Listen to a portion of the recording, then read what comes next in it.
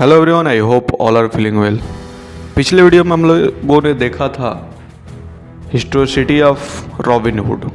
इस वीडियो में हम लोग देखेंगे माइथोलॉजी यानी कि पौराणिक कथा रॉबिन हुड के बारे में।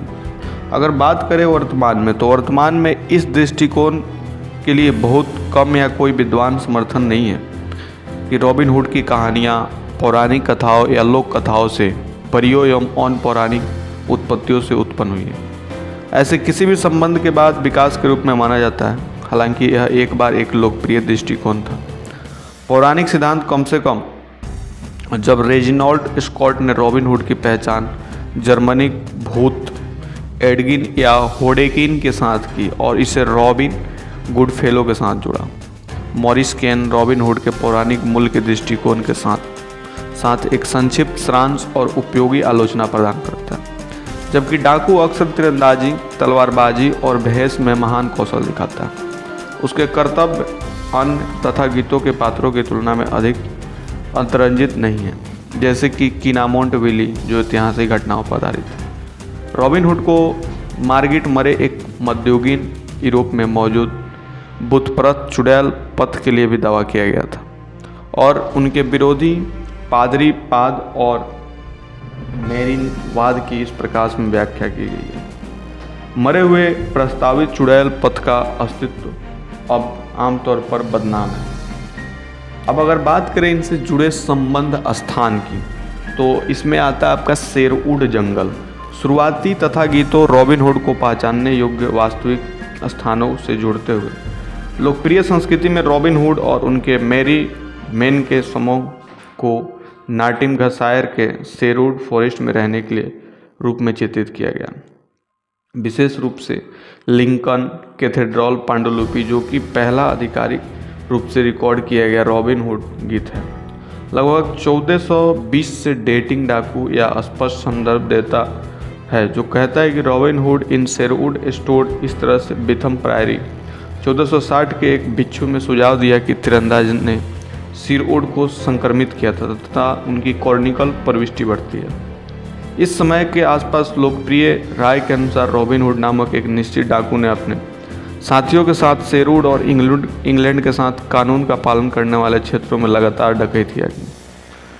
नॉटिंघमशायर की बात करें तो नॉटिंघमशायर काउंटी में रॉबिन हुड की उन्नति के सीधे जुड़े विशिष्ट स्थलों में न्यूस्टेड एबे, शेरवुड फॉरेस्ट की सीमाओं के भीतर के पास रॉबिन हुड का कुआं, एडिनस्टॉक गांव में सेंट मेरी का चर्च और सबसे प्रसिद्ध एडिनस्टॉक गांव में मेजर ओके शामिल है। शेरवुड फॉरेस्ट के केंद्र में स्थित मेजर ओके के बारे में लोकप्रिय रूप से माना जाता है कि इसका इस्तेमाल मेरी मैन द्वारा छिपने की जगह के रूप में किया गया था। डेड्रोलॉजिस्ट ने पेड़ की सही उम्र लगभग 800 साल होने का अनुमान लगाकर इस दावे का खंडन किया। यह रॉबिन के समय में अपेक्षाकृत एक पौधा रहा होगा।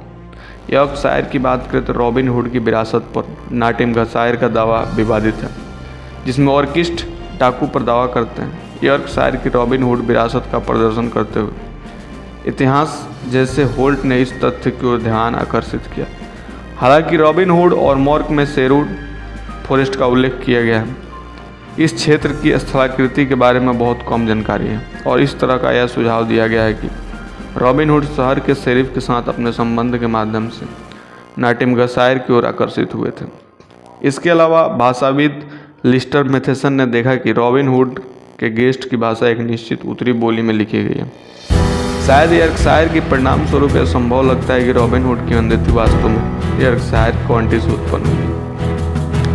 कम से कम 16वीं शताब्दी के अंत तक की एक परंपरा के अनुसार रॉबिन हुड का जन्म स्थान साउथ यॉर्कशायर के शेफील्ड के लेक्सलेन होगा। मूल रॉबिन हुड तथाकथित जो 15वीं शताब्दी से उत्पन्न हुए हैं, बॉन्सडेल के मध्ययुगीन जंगल में घटनाओं को सीख किया। बॉन्सडेल एक वनाच्छादित क्षेत्र था जो 30 वर्ग मील के अधिक के विस्तार को कवर नहीं करता था। उत्तर से दक्षिण तक 6 मील तक फैला हुआ था।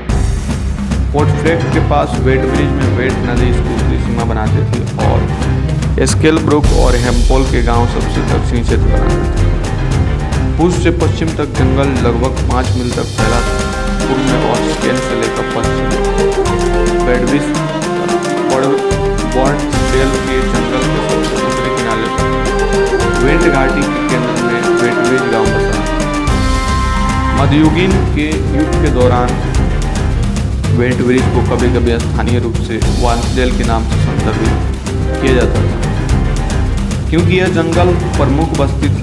वेंटब्रिज का उल्लेख रॉबिन हुड के एक शुरुआती गीत में किया गया है जिसका शीर्षक है Robin Hood and the potter, जिसमें लिखा गया है what made em both em wet break see the little. जबकि वेटब्रिज का सीधे तौर पे a guest of Robin Hood के नाम। कविता में एक गरीब सूरवीर को रॉबिन हुड को समझाते हुए चित्रित करके इलाके का गुप्त संदर्भ दिया गया। वह एक पुल पर गया था जहाँ कुश्ती हो रही थी। वेकफील्ड सिटी काउंसिल द्वारा वेट नदी को पार करते समय उन पर एक स्मारक ब्लू पट्टिका लगाई गई है। साइलिस की बात करें तो गेस्ट ने वेटब्रिज के साइलिस का विशेष संदर्भ दिया है।